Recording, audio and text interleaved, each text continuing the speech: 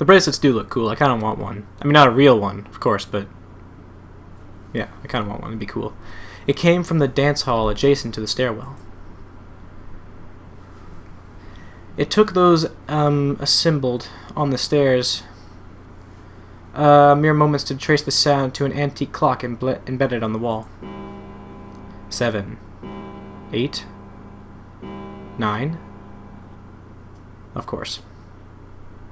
The sound of the 9th bell faded away. The 10th never came. So it's 9 o'clock. That meant the time was 9 o'clock. Yep. Most likely 9 o'clock in the evening. When Junpei had peered out of the window of his cell, he had seen nothing but blackness. It had to be nighttime. If that were the case, then they would need to escape by 6 a.m. the following day. Now it is time. Let our game begin. I wish you all the best of luck. Can you hear that voice anyway? I mean, it's kind of muffled, but I can do it. The speaker went silent and did not speak again. Ah, the cool music. I hope you guys can hear this music, because it's cool. Silver yelled at the speaker with language coarse enough to embarrass a sailor. Oops. But the rest of Junpei's companions were silent, deep in thought. Junpei, too, was consumed by his thoughts. There was a great deal he didn't understand. Who was Zero? What was the nonary game? Why had he chosen to make them take... Why had he chosen to make them a part of it? Was he a criminal who took delight in playing with his victims? Or did he have some other purpose? And why had Junpei been chosen as a part of this insane game? Why had any of them been chosen? But one question was foremost in his mind. Akane. They hadn't seen one another since elementary school.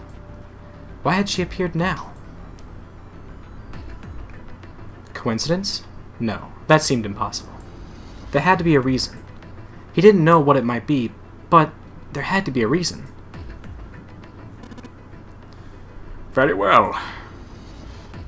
The lion's voice seemed oddly loud in the silence. Standing around here won't do us any good. Best we get moving. Or best we get moving, don't you think? Get moving? Are you planning to open... Oh wait, no, this is Akane. Are you planning to open the numbered doors? I don't know. Maybe I should do that for... Almost said her name. Pink hair. Hey, wait! Don't tell me you're actually going to do what this Zero says. No, that's not what I meant. The lion shook his head, mildly annoyed. I'm saying let's find another way. After all, we haven't really examined this place yet. What?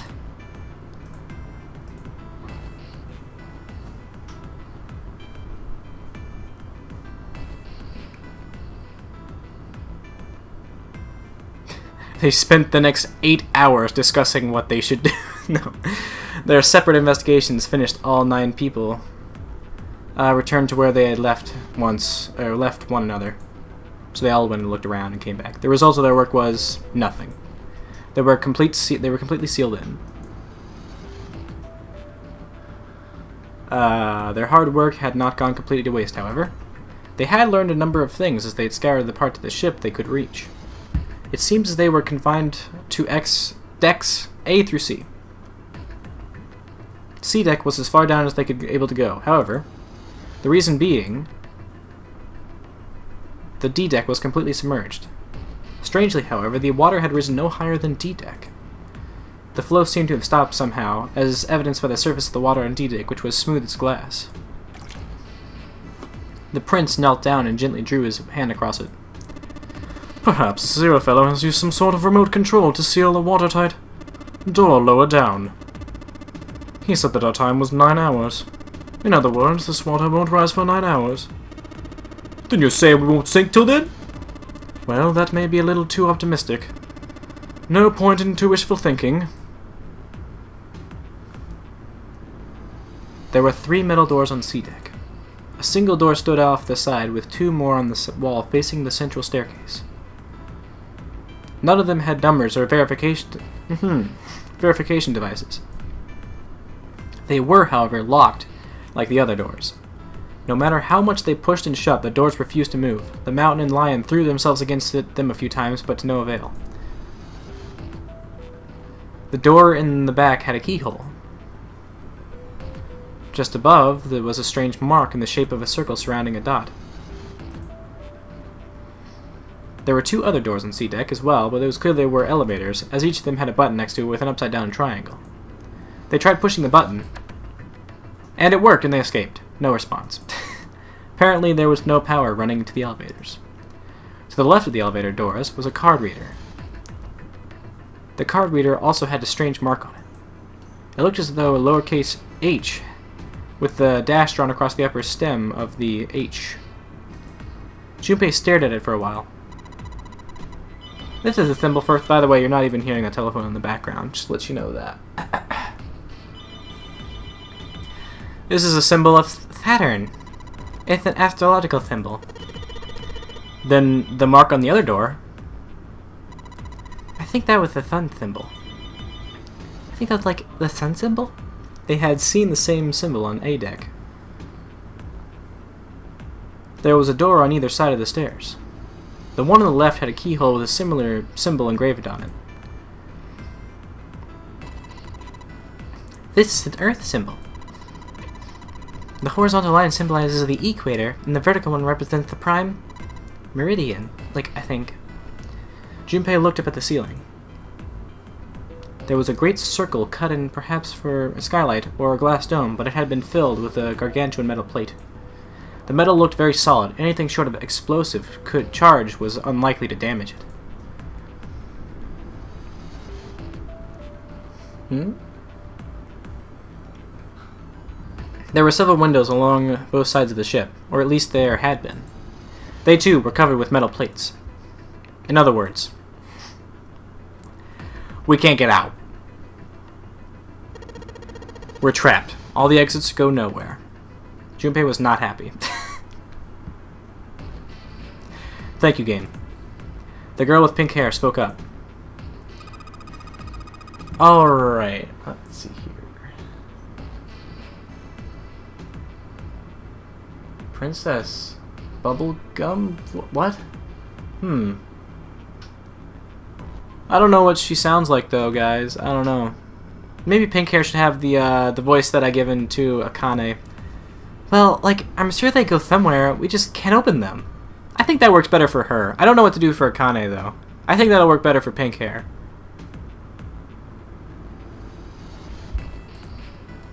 Then the mountain spoke.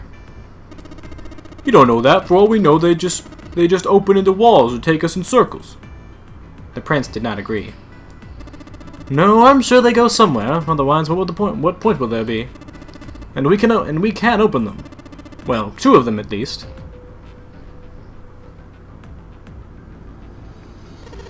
You mean the numbered doors? All eyes turned toward the doors with the numbers on them. The atmosphere in the room grew tense. Hey, wait a minute. I think I said this earlier, but I don't think we should do that. The dancer moved in front of the doors as if to block them. We'd have to be crazy to open these doors.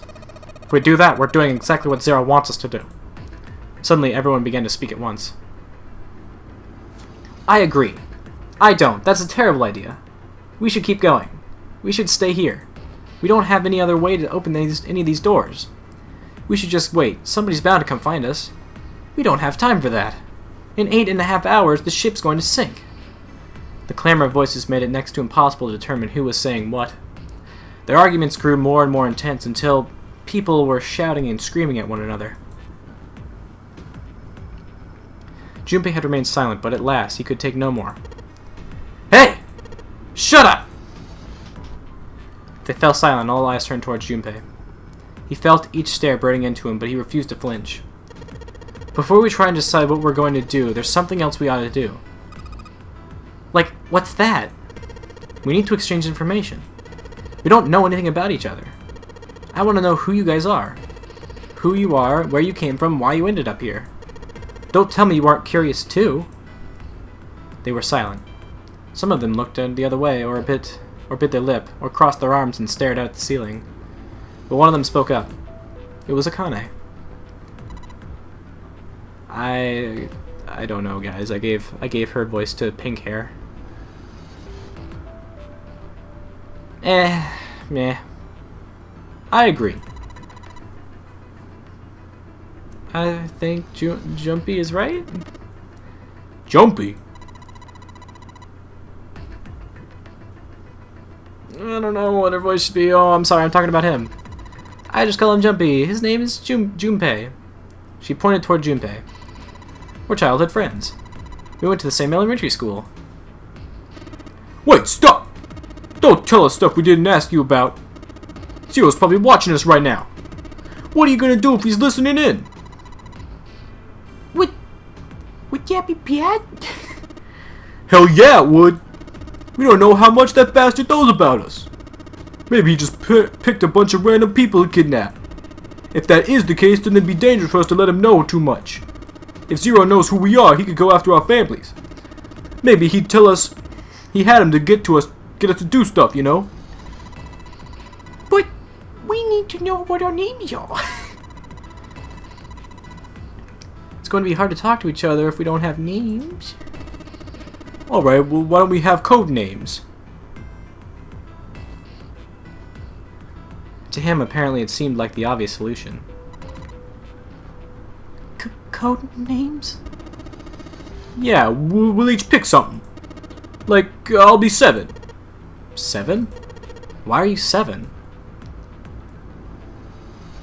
It seemed a fair question. The mountain stuck out his left arm. 'Cause this bracelet's number says 7. Oh, I get it. Yeah, that's a good idea, Kakarot. He smirked. Alright, I'm going to be Santa. Any of you chums know Japanese? No? Well, San means 3. So I'll be Santa. You. No, like Santa Claus. Fits, don't you think? Then your bracelet number. Yeah, got a 3 on it. Good job, Grandpa. Kakarot. Okay, just like the mountain had done, Silver thrust out his left hand. Sure enough, the face of his bracelet read 3. Very well then. I'll go next, shall I? My bracelet number is 1. Given that, I think Ace seems appropriate. I'll be Lotus. Then, as I'm sure you all know, it has 8 petals. Which means, of course, that my bracelet number is 8. Now here's where here's where I'm not sure whether or not to keep going with this voice. I would appreciate it if you would call me Snake. Because Snake, like, I kinda wanna be like, I'd appreciate it if you called me Snake. Huh. Sounds like a spy movie. Huh. Why was I in the next Super Smash Bros. Game? Otacon. I don't know. I could keep up the Edgeworth. I could do whatever you guys want me to. I would appreciate it if you would call me Snake. I would appreciate it if you called me Snake. But we'll find out soon enough. What do you guys think? I am very far behind. Or, well, on the stream here. If Silver says a name, replace it with Kakarot. Yeah. First voice for Snake? I was kind of thinking that. Alright, yeah. I'll do that. Okay. My bracelet number is 2. Since Ace has chosen cards, then I'll choose dice. Snake Eyes, clearly, which is particularly relevant given that I'm blind. Blind? Really?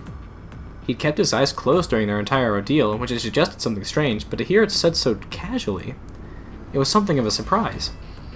Everyone seemed a little nervous at the prince's proclamation, but no one seemed to know how to react to it. There was one person, however, who didn't seem to be surprised at the least. The girl with the pink hair. Like, I want to be Clover. You know, like a 4-leaf clover? Good luck, right? Okay. Looking almost bored, she held out her left hand. The face of her bracelet showed the number 4. They'd come around to Junpei. He held out his bracelet. Alright, my number's 5, so my codename is gonna be Why have one? It's not like there's any point to it now. The dancer cut him off mid-sentence. I mean, we all know your name already. You're Junpei. Oh. They all nodded. But I wanted a code name. Akane stepped forward nervously.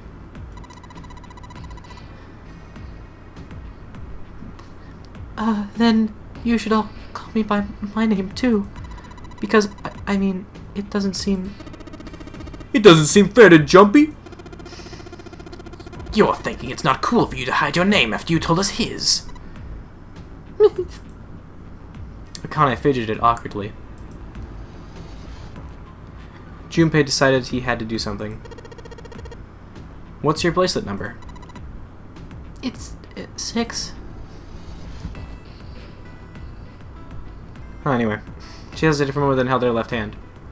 As she claimed, the bracelet's face showed a 6.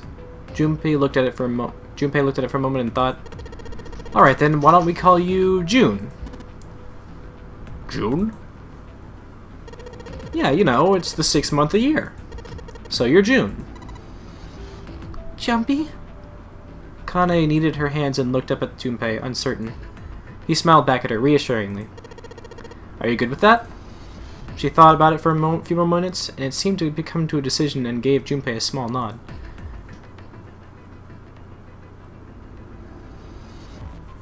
Anyways, their names decided. Junpei ran over them quickly in his head.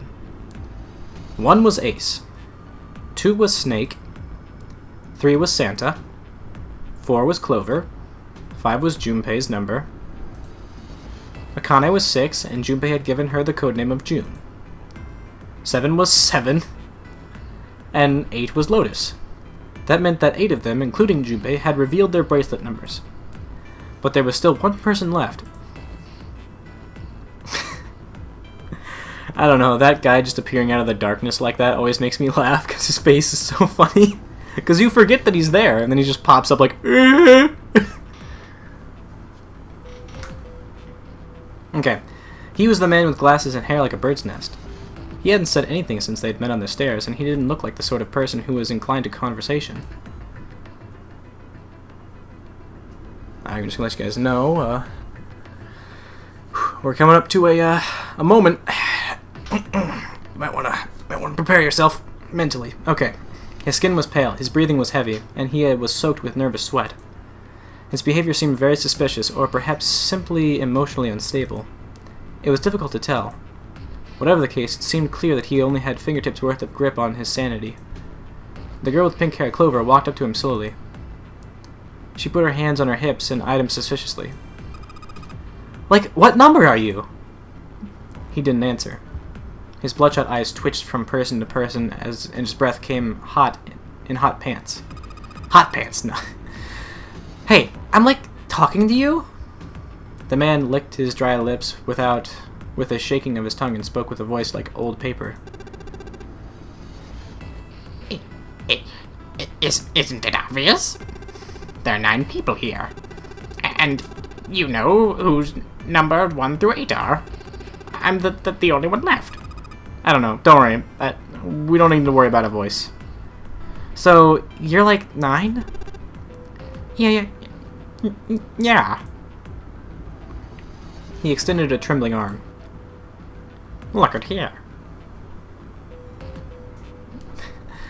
Okay, the bracelet did indeed say 9.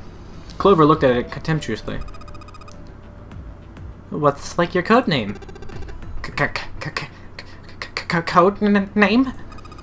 What do you want us to like call you and stuff? We all made up names. You should too, dude.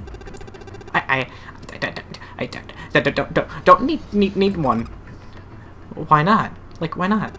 Because I'm not going to stay here with you. He took a stuttering breath and exhaled. Clover looked at him with something very like disgust. You've got like some sort of plan or something? I do. Maybe that's better. Yeah, what's that? You sure you want to know?